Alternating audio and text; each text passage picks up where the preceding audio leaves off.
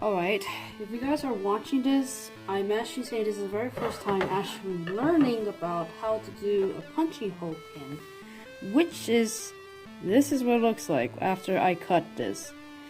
Essentially, it could be as small as needles. Clearly, you can get it closely if you see it. Let me use this white mask so you can see it.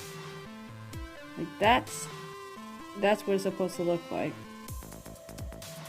It looks like a little short laying on the hook and a point in the front. It could be variation ways of doing it. Now I just tested it out and I just grabbed pieces of my hair just to give you examples. And the softest thing I had is this one. You can genuinely see the proof that it works. There's a little hair right there stuck on it.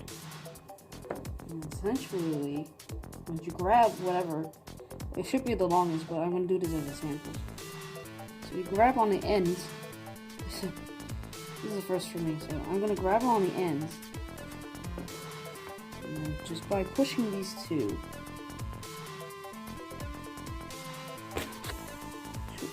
And I want to just drop this on the floor. And just check this out. Now this right here is white. So. Yeah. Gotcha. That's a lot of hair in there. It's a real lot of hair, so I'm gonna like put minis in here. I'm gonna stab it in there. There we go. So just like that, like a few little punch from here or there, you got yourself like one of those things that you could punch it in there. And look at that. It works really well. Now, that's what you want. A few little hairs in there. Now, this is essentially a tool. Like you use a needles and you just have to sharpen this bits as much. I don't know how big it could be, but I got enough to put it on this by itself, so that works really well. Now, the trick is really simple. I mean, it's not that easy. Consider I'm trying to figure out how to do this with the smallest one. This is the very, very little ones here. You can see this is the smallest one. Now with a scissor or any sharp, you just have to cut it just right on the tip. And just like that. That perfect little tip there. See, that's what you want. Now this is going to help you do of a single hair use. You want that. So the single hair works better. And for multiple ones, is this very, very fat one here. You can see it.